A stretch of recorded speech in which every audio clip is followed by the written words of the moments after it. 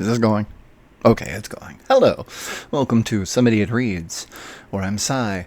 I'm some idiot, and I'm really getting my reading done very late. It's been a busy week. I feel like I've been saying that a lot lately, but it has been. So I'm just going to dive right into it, because I believe we have some company coming over here soon, and I don't want to wind up taking too much time on that one.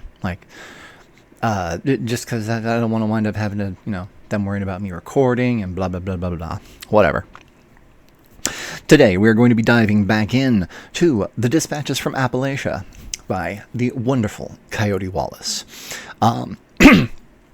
He did write two a few weeks ago, not even almost, definitely back to back. And I wound up reading the one that I felt was more immediately relevant last time. And I really want to dive into the other one here, because I really like the subject matter that he does with these. Now, quick note, as always when reading the dispatches, if you have enjoyed any of these, make sure that you have gone to his Medium page. I will have a link in the description, and that you have given it a follow. Also, go to the article itself. Thank you, Sondel. Let me mute you. Make sure that you do go to the article itself and show it some love. Give it a like. Well, sorry, in this case, give it a clap. Give it a comment if you're feeling so bold. And if you can do so without harming yourself, give him a tip. He deserves the work. Well, the money. He deserves the money for his work. I'm going to get to reading.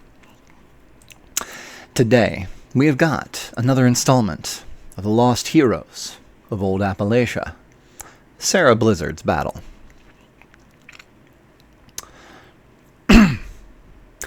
A peculiar magic flows through the ancient mountains of Appalachia, one that is both mysterious and transformative, but no less real for the fact. When the sun goes down and the heat of the August day is replaced by the comfort of cool night air, one can step out onto their porch and almost feel time itself twisting around them. These hills and mountains that cast their shadows over my home have been doing so for longer than there have been men, and they have soaked up joy and tragedy alike in their stony soil. You can stand there, at the point between day's last light and the silvery rising of the moon, and you can feel the history of this land swirling around you. When one looks into the space between the fireflies, they can see the same pitch darkness that lives in the belly of the coal mines. When one hears the night birds and coyotes calling to each other, they can almost catch the faint echo of old reels and fiddles that brought light to the hopeless each day that the work was done. When you take in a deep breath, you can smell the same wildflowers that the men knew when they camped out at Blair Mountain, awaiting the charge of gun thugs or the whine of falling bombs. Side comment, holy shit, dude, your writing, descriptive, really on point right here. Absolutely loving that. And what follows is a picture. Kentucky by night. Time is a slippery beast in the dark. But in that darkness lies the history of a people who would not be tamed by inflicted hardship, crooked lawmen, or the manipulations of the oligarchy. The people who came together from every corner of the globe to forge something new under the heels of the rich men who worked them to death. A culture blended from the beginning, caring more about solidarity than skin color. A way of life, and those who defended it against all comers, that is largely erased from the history books. At night, the land here looks the same as it did so long ago. Back when men were paid with scrip that only spent in the company store. When the streets ran red with the spilled blood of those who fought for a better tomorrow and those who were loyal only to coin. When the sky shuddered in the presence of bomber planes. When the mountains quaked with the fury of dynamite. When the oppressed laid down their picks and shovels, picked up their rifles, and marched on the strongholds of the coal barons, determined to fight against all odds for a tomorrow where their children would not go hungry. At night, nestled between the mountains and beneath the glittering of stars, you stand among the ghosts of the lost heroes of old Appalachia. I am Coyote Wallace. Well, I am reading the words of Coyote Wallace. This is the Dispatches from Appalachia, and today we step into the past to bring you the story of the mother of the UMWA herself. Today, we will discuss Sarah Blizzard's battle. When the mountains first shook. Sarah Rebecca Rogers, later to be known as Sarah Ma Blizzard, or Mother Blizzard, was born in Fayette County, West Virginia, on October 6, 1864. Fayette County is as rural as it gets, and West Virginia itself was only 30 years beyond its own inception. Created by Virginia out of parts of Kanawha, Greenbrier, and Logan counties, named after the Marquis de Lafayette, there were barely enough people to make up proper townships. Sarah's family, like many others of the time, largely got by as subsistence farmers, making their way in the unspoiled wilderness of Appalachia. Pictured, Sarah Blizzard. The remote nature of our mountains kept out a great deal of progress and business ventures, limiting economic opportunities for those who lived here. The land provided, or didn't provide, as luck and season dictated. Life in the Appalachian Mountains was not easy, but it no doubt had its charms. Honest folk were taken at their word, a handshake was as good as any contract, and your neighbor could be the only thing that stood between you and starvation in a lean month when the children's bellies were empty. Then came the discovery of coal in our land, and with that discovery came the barons of industry, armed with their promises of wealth, plentiful work, and progress for our people. Falls pictured, Fayetteville, West Virginia, 1920s. Sarah, with her own eyes, witnessed the coming of King Coal to the region. She saw the way the broad-form deed ripped homes and land from beneath men's feet. She heard the thunder of dynamite as it blew open the faces of the mountains. She watched the men beat rail spikes into the stony soil on days hotter than the devil's own dance floor. Sarah was there, just a girl, when they started paying men not with the dollar, but with the scrip note.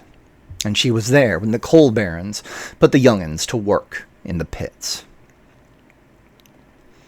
Sarah grew up realizing that King Coal was no savior to the Appalachian people, that his promises were chains, used to bind a man more securely than any iron. When she went to bed at night, she heard the wheezing and coughing of the men first learning what coal dust did to their lungs. She was among the first to learn the truth of what the coal barons intended for us, and how they saw us as nothing more than equipment, easier to replace than the pit ponies that hauled up the coal from the depths of the earth. Then, when Sarah was 15, she married a local coal miner by the name of Timothy Blizzard. Women were not allowed in or around the mines at the time, but Timothy would bring home fresh stories of the horrors faced by the men underground and the terrible conditions in which they worked. Like many of the time, they began a family and did their best to make it under the rule of the operators and their oligopoly. Oh, no. Oligopoly. I'm not familiar with that word. Unfortunately, obedience does not fill the empty bellies of crying children. But solidarity sure as hell does. In 1899, the coal miners began to organize for better pay. And this strike, known as the Soft Coal Strike of 1899, would prove effective. Sarah Blizzard became an avid supporter of these efforts, a believer in the cause of solidarity, the way some believe in Jesus. And by 1901, Sarah was one of the first female organizers of the newly minted United Mine Workers of America. She made sure her husband and all of her sons were members of the Union, spoke out at rallies, and encouraged other women to pressure their husbands and sons to likewise join the cause of solidarity. King Cole had lost in the previous strike, and King Cole did not appreciate that some woman with opinions would dare to try and raise a union. Sarah and her family had lived in company-provided homes, as did almost all the coal miners of the time, and this would be how they first struck at her. Gun thugs were deployed to the Blizzard household in Kilsyth, West Virginia, with orders to evict Sarah Blizzard and make sure she understood there was a cost to be paid for organizing. They forcefully evicted, often code for beat the shit out of, Timothy and Sarah Blizzard, along with their children, into the elements and before the eyes of all their neighbors. Those who were not evicted were forbidden from providing support or succor to those who were. The idea was that seeing another family starving or freezing would keep you obedient. What the gun thugs in King Cole failed to understand was that they had just created Ma Blizzard. And Ma Blizzard was not the sort of lady who would be obedient if you pushed her around. As we say in the mountains, that dog don't hunt, old son. Paint Creek, holding out hope. Following the exile from Kilsyth, Sarah's family gathered their meager savings and, with the help of relatives, purchased a stretch of land beside the railway at Paint Creek, West Virginia. The land was not particularly valuable, it had no minerals, and the soil was poorly suited for farming, but it had belonged to the Blizzard family rather than any coal company. Sarah had learned the hard lesson of what King Cole would do if he gained even the slightest leverage over someone, and she was determined to keep her family from ever being thrown into the elements again. Pictured: children coal miners and breaker boys. Many would have justifiably kept a low profile, for there was no way to participate in the Union without endangering your family. The gun thugs knew that, above all else. The Appalachian people prize their families and the ties that bind us together. These were men who dynamited homes, bashed children to death against posts, burned wives and children alive at Ludlow, Colorado, and committed cold-hearted murder behind the safety of badges pinned to their chests by corrupt officials. Those like Sarah's family, those who supported the cause of solidarity and believed in the dignity of the working class, risked their lives each time they spoke out against King Cole. This weighed heavily on her mind, for before all things she was a mother, and no mother can easily put her children in harm's way. But the gun thugs were not going to stop, and there would be no tomorrow for her children, save for the black depths of the coal pit if the UMWA fell beneath the tide of the oligarchs' efforts. Rather than run away or play it safe, Sarah Blizzard doubled down on her support of the Union and opened her land to any member who needed a place to stay. If the coal operators took your house, you were welcome to pitch a tent on the Blizzard land. If you were wounded in a battle with the gun thugs, you could come to Ma Blizzard's land to rest, recover, and make yourself ready once more for the fight. By 1912, there were 96 operational mines on Paint Creek alone, with 41 of them union-held. Over 7,500 miners were roaring for unionization. Gun thugs poured into Paint Creek as fears of a violent strike grew, and on April 18, 1912, those fears came true. The Paint Creek miners had asked for a 2-cent raise per hour, which would have cost King Cole an additional 15 cents per miner per shift.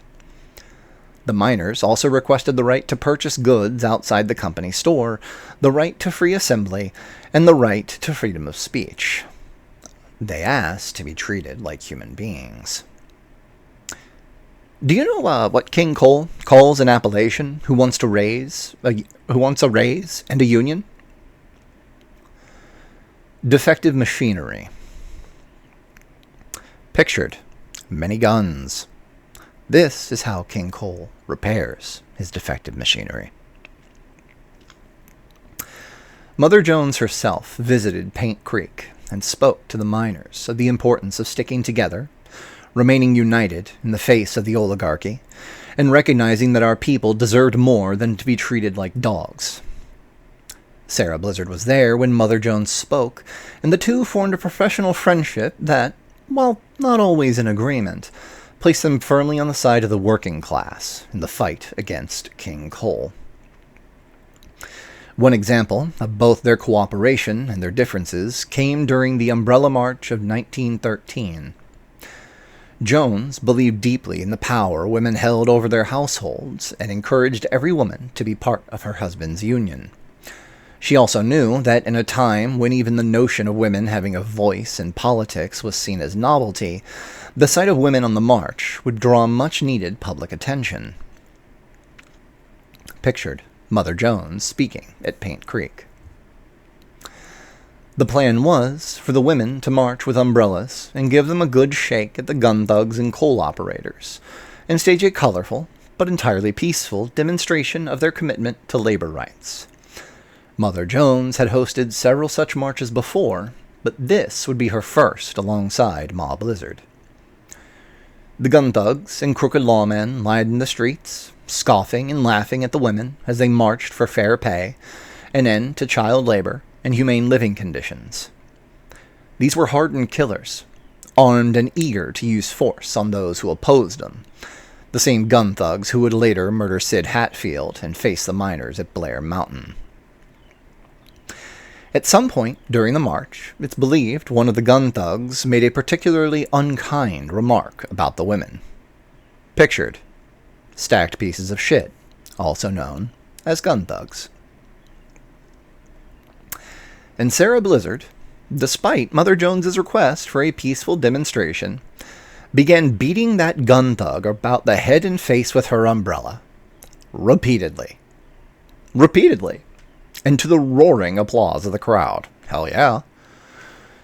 She struck that gun thug again and again until he turned tail and ran. Reader's aside, like a bitch.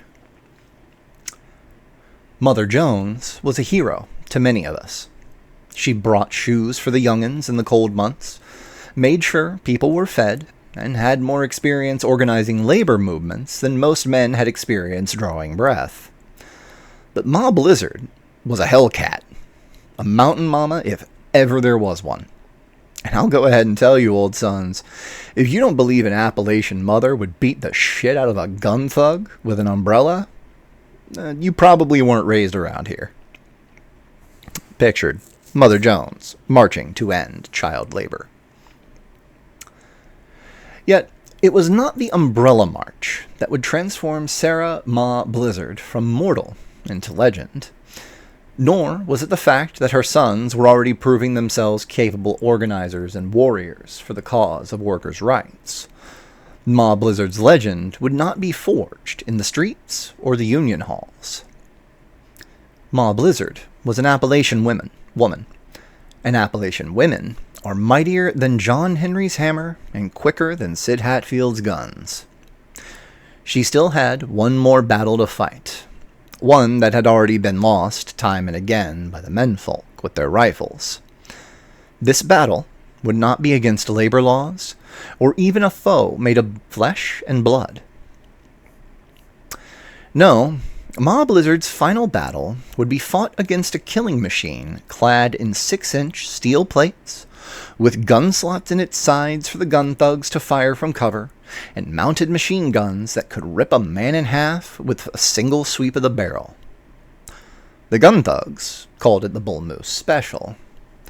The C&O Railroad called it a wonder of modern technology. The Redneck Army and the UMWA called it that old death train. Ma Blizzard called it a problem that needed solving. And I'm going to pause right this moment and finish the rest of this here in a bit, because my company just showed up. So, if you see a skip, that's why. Okay, we'll see how that goes. I'll check it afterward. Hopefully that worked well. Hi, it's been a couple of hours, but I'm back in, to go ahead and finish this off. Sarah Blizzard versus the Iron Devil. During the winter of 1912, the C&O Railroad commissioned the creation of one of Appalachia's most infamous entities, the Bull Moose Special. The Bull Moose consisted of the most powerful locomotive engine they had at the time, an armor-plated passenger car, and a secondary flat car on which was fixed 2 machine guns that fired .308 rounds at a blistering 400 to 600 shots per minute. Pictured the Bull Moose Special. The railroad could not function without the coal that the miners dug, and if the miners would not dig their coal, they believed the solution was to kill us. The Bull Moose was impenetrable to damage, always full of gun thugs, and was capable of pushing into Union-held townships and delivering incredible devastation. There was simply nothing in the miners' arsenal that could penetrate the hide of this beast, and this fact was exploited again and again in confrontations between the striking miners and the gun thugs. The most famous of these altercations came at Holly Grove, on land that Sarah Blizzard and her family had allowed the striking miners to rest upon. The miners, many of them facing starvation, and many more already wounded, had constructed a tent city by the tracks. This was not a staging ground for the armed redneck army, nor was it a hub of Union activity. This ground was strictly being used to house women, children, and those too injured or weakened by deprivation to continue the fight. Pictured the tent city of Holly Grove. Note the children. When the Bull Moose was deployed to Holly Grove, despite the fact that nothing the miners had could damage it, the operators ordered the train's lights to be cut off and the engine slowed so that it might coast into position. The death train rolled in as silent as a slipping shadow, and once it was in position, they blew the whistle once. I want you to understand, they blew that whistle because they knew if you sit up in bed, there's more surface area to be hit with a bullet. They knew this was primarily a place of women, children, and the wounded. The intention was to kill as many of those women and children as possible with machine guns. Those machine guns were turned on canvas tent homes full of babies and their mothers who were not even given the chance to flee before the shooting began. If Francesco Sesko Estep had not risen from his bed and, at the sacrifice of his own life, begun yelling for people to take cover, thereby drawing the attention of the gunmen, this would have been a far greater atrocity. Sesko, an Italian immigrant with no position or standing in the UMWA, beyond that of a worker, sacrificed his life so that the women and children of his Union brothers would not perish that night.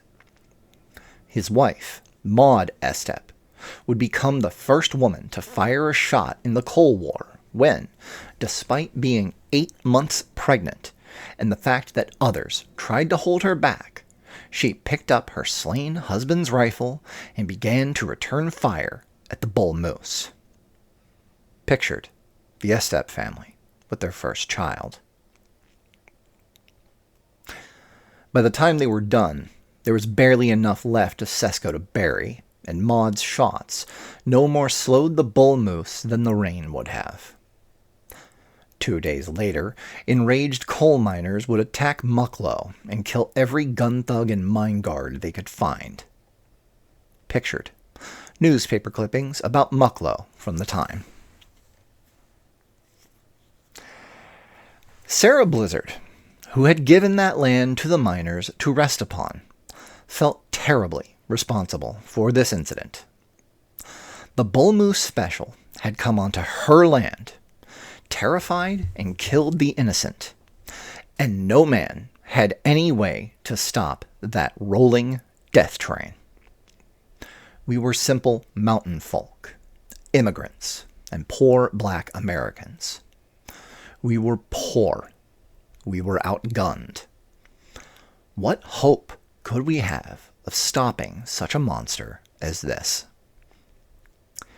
Sarah Blizzard looked at the monster and realized that one day the bull moose would come for her sons. She saw in that iron monster the truth of what our people faced, and in seeing that truth, she knew in her bones what had to be done. If the men could not stop the bull moose special, the women of Appalachia would lay it low. The gun thugs believed that, for the most part, Appalachian women were even more simple than their husbands. There was a decided lack of the upper-class ladies that they had encountered in Chicago, New York, and other major urban areas. The concept of women getting to vote was often seen as comical by these men, and women were not even allowed to step foot on mining ground for fear they would be overcome by the harshness of the work. Sarah began organizing the other women for walks and picnics, and the gun thugs paid them no mind. How quaint it must have seemed to our oppressors when they saw Sarah Blizzard and her motley assortment of miners' wives, school teachers, and other women in the community walking along those tracks. They knew to watch out for men, who were rarely allowed to assemble in any numbers, but they thought nothing of the women getting together, even after Mother Jones and the Umbrella March. Pictured, C&O Paint Creek Branch. Their hubris would not allow them to see what was coming.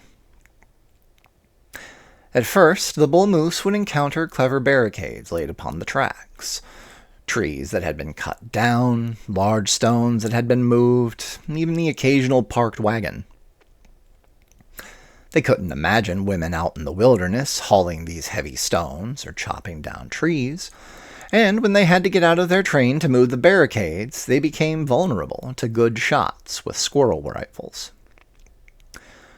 When the barricades no longer worked, Sarah began to alternate her methods of attack in order to continue thwarting the bull moose special. This sometimes even included the theft of dynamite from the mines in order to detonate the tracks. When the dynamite was too closely guarded to be stolen, Sarah Blizzard and the other women would use picks and shovels to dig up the train tracks themselves by hand. The gun thugs, believing such labor was beyond women, never even saw her coming. Of course, the most dramatic confrontation between Sarah and the Bull Moose Express was still yet to come. When the Bull Moose was deployed and set out for a mining camp to do the same thing it had done at Holly Grove without warning, Sarah and the other women were caught off guard. There was no time to build a barricade, no time to organize shooters in the hills, no time for dynamite or digging up the rails. If the Bull Moose rolled in on that camp, people were going to die, and die badly. Pictured, a lot of gun thugs. There was only one thing Sarah could think to do in order to stop the Bull Moose. She put herself on the tracks and faced down that rolling death train all by herself, with no guarantee that the gun thugs would not simply run her over, and no guarantee that if they stopped, they wouldn't do far worse than just arrest her. However, if she failed to stop that train, she knew the people in her community were as good as dead.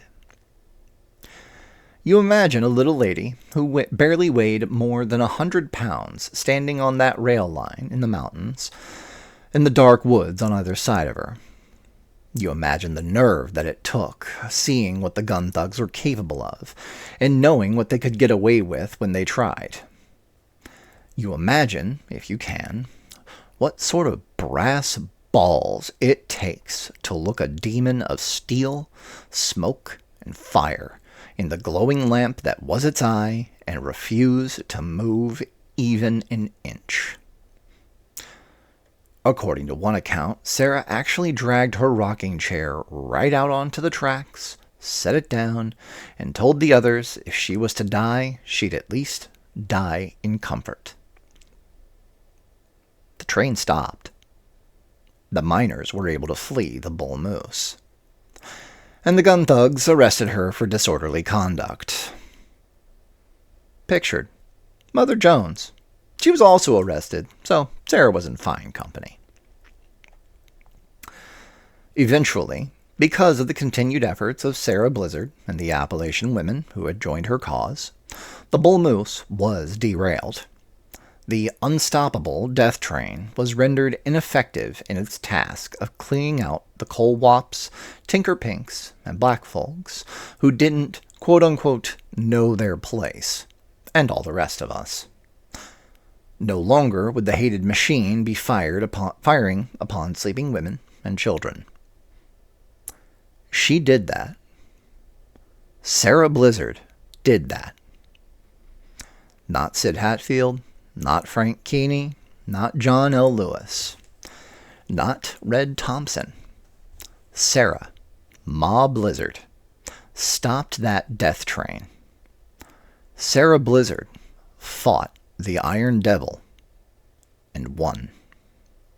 Pictured, the corpse of that devil. The legacy on the mountain. Not all of Sarah's contributions to the cause of solidarity and workers' rights are measured in gun thugs swatted with umbrellas or murderous machines left sputtering by the tracks. No, perhaps the accomplishment that Sarah Blizzard would have been most proud of was that of her children and grandchildren to come. You see, we don't do royalty in these mountains, especially when our primary oppressor was nicknamed King Cole. But if we did do royalty, the Blizzard family would be it. Sarah raised her children to believe in the cause of solidarity and the importance of the UMWA struggle. She raised her children to believe that we must band together and stand against the oligarchy, regardless of our differences or where we're from, our color, our religion, or who we love. Sarah Blizzard taught her children that it was not enough just to say that all men must be equal. You must be willing to fight for that truth. You must be willing to stand in the line beside those who are different for a cause that brings you all to prosperity. Pictured, Bill, Ma's boy, Blizzard. Bill Blizzard, Sarah's son, had grown into a powerful force within the UMWA. And when the Battle of Blair Mountain began, he was the primary leader of the Redneck Army. Sarah Blizzard had not just fought for the Union herself. She had birthed a son and raised him up in solidarity to produce one of the most fearless men of the time. A man who led from the front, a man who took the mountain with his fellow miners, and a man who had become synonymous with the UMWA's cause.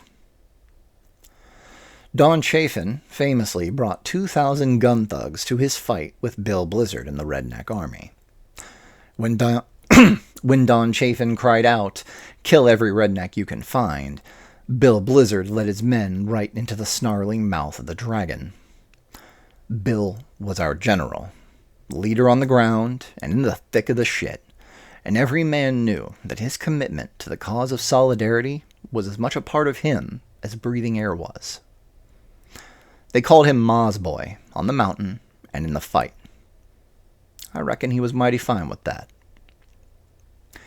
Sarah Blizzard would continue to support the UMWA and the cause of workers' rights until her death in 1955. She had lived to be one of the most influential labor organizers in Appalachian history, a woman of incredible grit and determination, and a mother to not just her own children, but to all the children of the mountains who cried for freedom. Mother Jones taught us that we deserved better than to be treated like dogs. But it was Ma Blizzard who taught us that no matter the odds or what you face, you must stand your ground on the tracks and refuse to move if that's what it takes to keep your people free. And the current leader of the UMWA, pictured here, that's Cecil Roberts, the great-grandson of Sarah Blizzard. And now, many, many years removed from the day that Sarah fought the death train, we find ourselves once more living under the yoke of tyranny. Once more, the oligarchs repeal worker safety standards. Once more, our country is blighted by the presence of greedy men who would put children back to work in the coal pits and the fields, who would starve us, who would deprive us of opportunity, who would dare take rights away from women just like Sarah Blizzard, and who would delight in the suffering of the immigrant, just as the gun thugs did so long ago. This is the age of villains, and we badly need heroes like Sarah Blizzard. Pictured, takes more than an armored train and gun thugs to stop Ma Blizzard. Solidarity forever. Whew. I'm gonna be level really quick. I absolutely love the Lost Heroes of Appalachia series that Coyote's been doing here. I know reading through them, doing these recordings, it's been very eye-opening for me. There's a lot of history that I just have had zero awareness of. And I deeply appreciate the light that he is shining on these people and these, frankly, legends. I'm also very honored to sit and read these. Seriously, my dude, thank you very much. I appreciate the approval that you provide for me doing this. Thank you. Let's go ahead and get this little portion straightened out. You have got right here, whenever you get to the bottom of the article, bam, this little bit. Come on, is it showing my mouse? It's showing my mouse.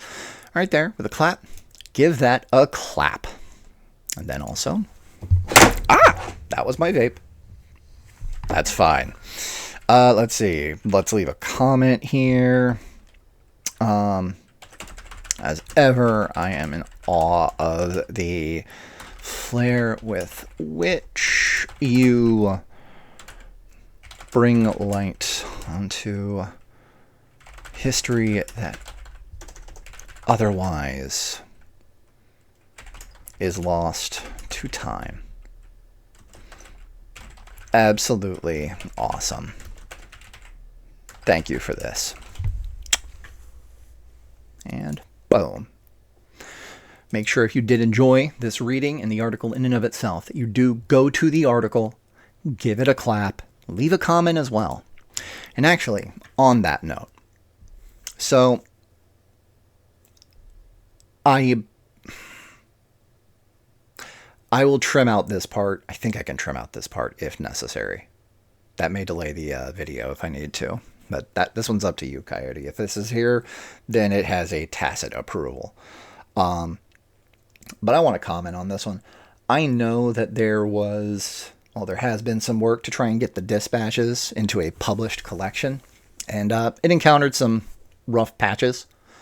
Mostly because, y'all don't, not y'all, but whomever's reached out to doesn't think that these are actually, worth putting into publication.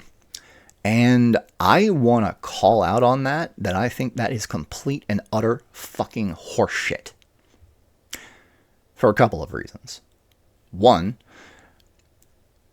I think these would, from a economic standpoint, for just sheer publishing purposes, I think these would actually go very well.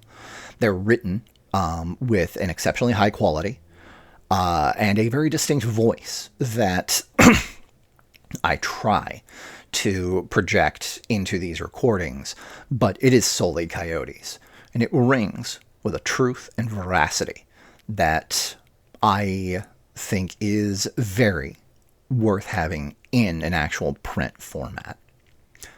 And I think that within the context of historical narrative, at the very barest minimum, this would do well. And I think that anyone that sits down and goes, oh, well, it's not going to sell that well, so we're not going to publish it, or whatever the fucking rationale is, I assume it's that, I think that's a disservice. For my second reason, which is this needs to be out there, especially nowadays. Like, as he says in this article, we're in an age of villains.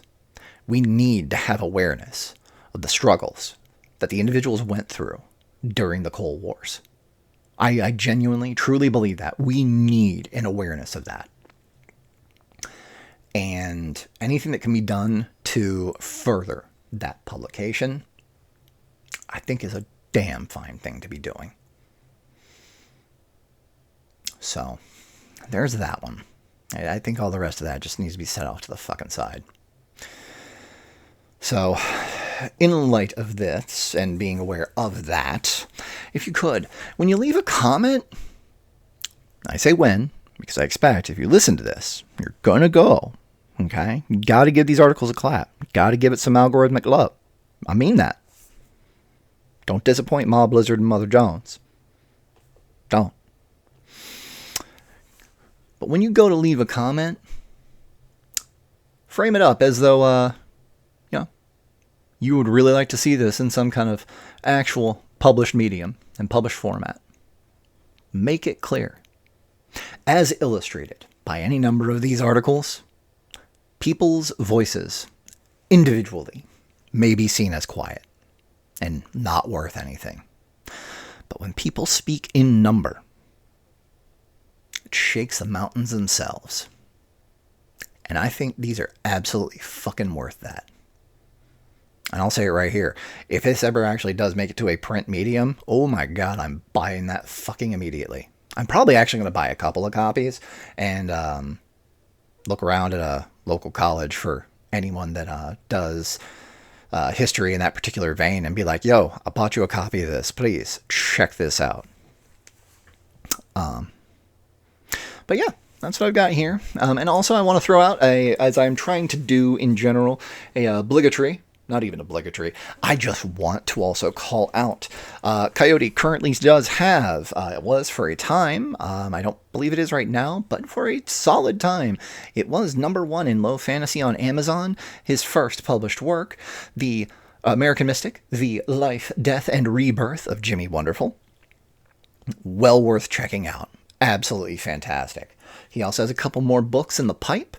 I'm not sure. I think I remember what the names of them are. I'm pretty positive I know the names of them. But I'm also not sure if I should say the names of them. So we'll leave that be. However, they will be published through his publisher, Nightmare Press, which brain. Nightmare Press does a lot of, from what I can tell, horror, the weird, eldritch, that sort of a thing. Honestly, go check out their Facebook page. I'm going to have a link in the description. Go peruse their catalog. They have got a plethora of different material out there. And, not only the fact that they helped publish my homie's first work, they look like they've got a lot of solid material. I really do want to sit down and buy more from that publisher. It's just a matter of getting my finances in order for that one. But check them out, spread the word, encourage other people to buy it, or go buy copies for yourself, including American Mystic, The Life, Death, and Rebirth of Jimmy Wonderful, and the additional ones that are in the pipe coming out by Coyote Wallace. I am not paid for this shilling. I just fucking love these people. So, all right. That is all there is for that one. Hopefully this came out well with the little interruption in the middle. That was unexpected. Had a company was coming out. Like, I was planning on recording this tonight. And, literally this is the night before it's going to be going live. I was planning on putting this up or doing the recording tonight, and then it was like, oh yeah, we got a friend coming over here in a bit. Like, oh shit, okay, I need to get my recording done. I gotta go do this. So, anyway, I hope that you all take care of each other. Keep an eye out for each other. Solidarity forever, as the Coyote says, and as I generally close it out with, deuces.